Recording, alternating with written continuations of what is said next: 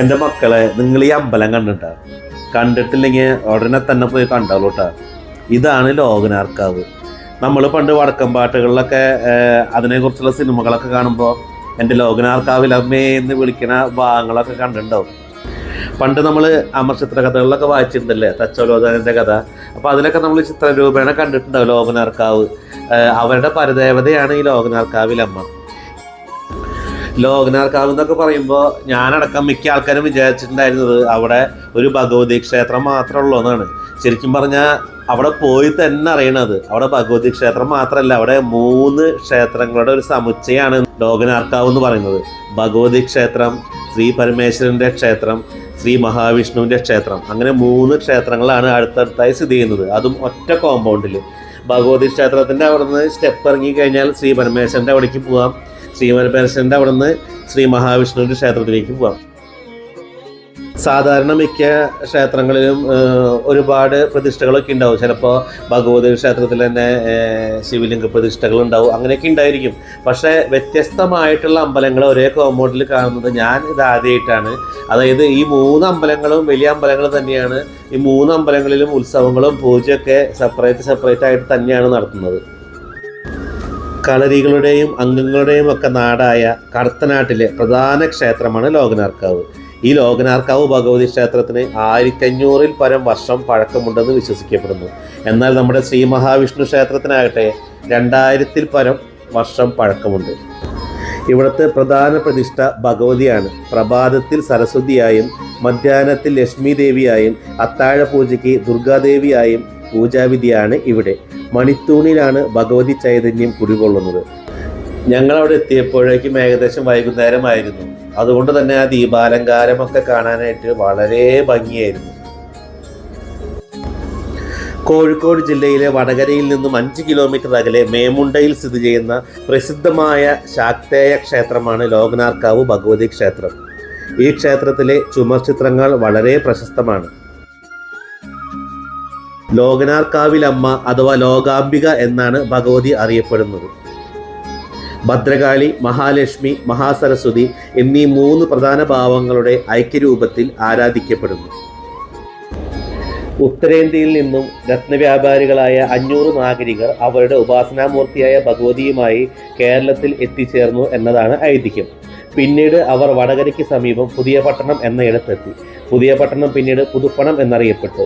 അവിടെ പ്രദേശവാസികളിൽ നിന്നുണ്ടായ ചില എതിർപ്പുകൾ മൂലം മേമുണ്ടയിലെ ഓലാമ്പലം എന്ന സ്ഥലത്ത് നടന്നിരുന്ന നാട്ടുകൂട്ടത്തിലെത്തി അഭയം അന്വേഷിച്ചു. ഒടുവിൽ സമീപത്തുള്ള കൊടക്കാട്ട് മലയിൽ അവർ എത്തി ഭഗവതിയെ പ്രാർത്ഥിച്ചു. പരാശക്തി പ്രത്യക്ഷപ്പെട്ട് കൂട്ടത്തിലെ കാരണവരോട് ഒരു അമ്പെയ്യാനും അത് ചെന്ന് തറയ്ക്കുന്നിടത്ത് താൻ ഇരുന്നു കൊള്ളാമെന്നും അരുളി ചെയ്തു. ആ അമ്പ് ഒരു മരത്തിലാണ് ചെന്ന് തറച്ചതെന്നും ആ മരമാണ് ക്ഷേത്രത്തിലെ ചൈതന്യം കുടികൊള്ളുന്ന മണിത്തൂണ് എന്നുമാണ് വിശ്വാസം. ദുർഗാ ഭഗവതിയാണ് ഇവിടുത്തെ പ്രതിഷ്ഠ. തച്ചോളിയോദയനൻ ദിവസേന ഇവിടെ ആരാധിച്ചിരുന്നതായി ഐതിഹ്യമുള്ളതിനാൽ ഈ ക്ഷേത്രത്തിന് ചരിത്രപരമായ പ്രാധാന്യവുമുണ്ട്. അരങ്ങേറ്റത്തിന് മുൻപ് എല്ലാ കളരിപ്പയറ്റ വിദ്യാർത്ഥികളും ഈ ക്ഷേത്രത്തിലെത്തി വണങ്ങുന്ന പതിവ് ഇന്നും നിലവിലുണ്ട്. കേരളത്തിലെ വടക്കം വീരഗാഥകളിലെല്ലാം ലോകനാർക്കാവ് ഭഗവതി ക്ഷേത്രം നിറഞ്ഞു നിൽക്കുന്നുണ്ട്. പാട്ടുപുര ഭഗവതിയുടെ സ്തുതിഗീതം പാടാനുള്ള പാട്ടുപുര ക്ഷേത്രത്തിന് സമീപം തന്നെയുണ്ട്. ഭഗവതി ആദ്യം പ്രത്യക്ഷപ്പെട്ടത് മഹാവിഷ്ണു ക്ഷേത്രത്തിന് നാലമ്പലത്തിനകത്തുള്ള അകംതിണ്ണയിലാണ്. ഭഗവതി ക്ഷേത്രത്തിൻ്റെ പണി പൂർത്തിയാകും വരെ പാട്ടുപുരയിലാണ് ദേവിയെ കുടിയിരുത്തിയത്. പ്രധാന ഉത്സവമായ പൂരത്തിന് ആറാട്ട് കഴിഞ്ഞ് പാട്ടുപുരയിലേക്ക് ദേവിയുടെ എഴുന്നള്ളത്തുണ്ട്. വിഷ്ണുമായ കൂടിയായ ഭഗവതി സഹോദര സന്ദർശനത്തിന് എത്തുന്നു എന്നുകൂടി ഇതിനൊരു സങ്കല്പമുണ്ട്. കളത്തിലരി എന്നൊരു ചടങ്ങും ഇവിടെ നടക്കുന്നു. ലോകം, മല, ആറ്, കാവ് എന്നീ വാക്കുകളുടെ സങ്കരമായ ലോകമലയാർക്കാവ് എന്ന വാക്കിൽ നിന്നാണ് ലോകനാർക്കാവിൻ്റെ ഉത്ഭവം. ലോകനാർക്കാവ് ഭഗവതി ക്ഷേത്രത്തിലെ വാർഷിക ഉത്സവമാണ് 41 ദിവസം നീണ്ടു നിൽക്കുന്ന മണ്ഡല ഉത്സവം. ഈ ക്ഷേത്രത്തിൽ നാടൻ കലയായ തച്ചോളിക്കളി അവതരിപ്പിക്കാറുണ്ട്. ഉത്സവത്തിന് അവതരിപ്പിക്കുന്ന ഈ നൃത്തത്തിന് ആയോധന കലയായ കളരിപ്പയറ്റുമായി വളരെ സാമ്യമുണ്ട്. കൊടക്കാട്ട് മലയിലെ പുണ്യഭൂമിയിൽ ദേവി പ്രത്യക്ഷപ്പെട്ടതിൻ്റെ ഓർമ്മ പുതുക്കലും ദേവി പ്രതിഷ്ഠ നടത്താൻ ഉചിതമായ സ്ഥലം തേടി ശരം തൊടുത്തതിൻ്റെ സ്മരണയുമായിട്ടാണ് വൃശ്ചികം 16-ാം തീയതി ഉച്ചയ്ക്ക് ശേഷം കൊടക്കാട്ട് മലയിൽ പോയി 11 കതിനവെടി പൊട്ടിച്ച് കുലദേവതയെ വിളിച്ചു പ്രാർത്ഥിക്കുന്നത്. ആ സുപ്രധാനമായ ചടങ്ങ് ഇപ്പോഴും മുടക്കമില്ലാതെ തുടരുന്നുണ്ട്. ക്ഷേത്രസ്ഥാപകരാണ് ലോകനാർക്കാവിൽ വിളക്കുത്സവം നടത്തുന്നത്. ഭഗവതി ക്ഷേത്രത്തിന് താഴെ തൊട്ടു വടക്കുഭാഗത്തായി ശിവക്ഷേത്രവും അതിന് തൊട്ടടുത്തായി വിഷ്ണു ക്ഷേത്രവുമുണ്ട്. രണ്ട് ക്ഷേത്രങ്ങളും ദേവീക്ഷേത്രത്തെക്കാൾ പഴയതാണ്. പ്രധാന പ്രതിഷ്ഠ ദുർഗാദേവിയാണ്. ദുർഗ, ശിവൻ, വിഷ്ണു എന്നീ മൂന്ന് ശക്തികളും അടുത്തടുത്തായുള്ള വൈഷ്ണവ ശാക്തേയ ശൈവ സങ്കല്പങ്ങളുടെ സമന്വയം സാക്ഷാത്കരിച്ച അപൂർവ ക്ഷേത്രമാണ് ലോകനാർക്കാവ്. ലോകനാർക്കാവ് ക്ഷേത്രത്തിൻ്റെ തിരുസന്നിധിക്ക് തൊട്ടടുത്ത് പയകുറ്റിമല മുത്തപ്പ ഭഗവാൻ വാണരുളുന്നു. ക്ഷേത്രത്തിന് കിഴക്കുമാറി മേമുണ്ടയിലാണ് സുപ്രസിദ്ധ നാഗാരാധനാ കേന്ദ്രമായ മേമുണ്ട മഠം. ലോകനാർക്കാവിൻ്റെ തെക്കുഭാഗത്തായി വടകര തിരുവള്ളൂർ റോഡിൽ കാവിൽ റോഡിനടുത്താണ് കുട്ടോത്ത് വിഷ്ണു ക്ഷേത്രം. ഇവിടുത്തെ ഉത്സവം വളരെ ആഡംബരത്തോടെയും ആഘോഷത്തോടെയുമാണ് നടത്തുന്നത്. ഒരാഴ്ച നീണ്ടു നിൽക്കുന്ന ഉത്സവം കൊടിയേറ്റം ആരംഭിച്ച് ആറാട്ടുമായി സമാപിക്കും. ദുർഗാദേവിക്കായി സമർപ്പിച്ചിരിക്കുന്ന ക്ഷേത്രത്തിന് ചരിത്രപരമായ പ്രാധാന്യമുണ്ട്. മലയാള മാസമായ വൃശ്ചികത്തിലെ 30 ദിവസം മണ്ഡല ഉത്സവവും മലയാളം മാസത്തിലെ മീനവും ലോകനാർക്കാവ് ഭഗവതി ക്ഷേത്രത്തിലെ വാർഷിക ഉത്സവമാണ്. ഈ ഉത്സവം കാണാൻ വിവിധ സ്ഥലങ്ങളിൽ നിന്നുള്ള ധാരാളം ആളുകൾ ഇവിടെ എത്തുന്നു. ലോകനാർക്കാവ് ഭഗവതി ക്ഷേത്രത്തിൻ്റെ ചുമരുകളിലെ എല്ലാ വിളക്കുകളും ഈ അവസരത്തിൽ കത്തിക്കുന്നു എന്നതാണ് മറ്റൊരു ആകർഷണം. രാത്രി ദേശസഞ്ചാരത്തിനിറങ്ങുന്ന ഭഗവതിയുടെ ഉറക്കം ക്ഷേത്രത്തിലല്ല എന്നൊരു വിശ്വാസവുമുണ്ട്. സമീപത്തുള്ള മനക്കൽ തറവാട്ടിൽ ദേവിയുടെ പള്ളിയറയും മണിക്കട്ടിലുമുണ്ട്. ചൊവ്വ, വെള്ളി, പൗർണമി, അമാവാസി, മാസത്തിലെ 1-ാം തീയതി, നവരാത്രി, തൃക്കാർത്തിക തുടങ്ങിയവയാണ് പ്രധാന ദിവസങ്ങൾ.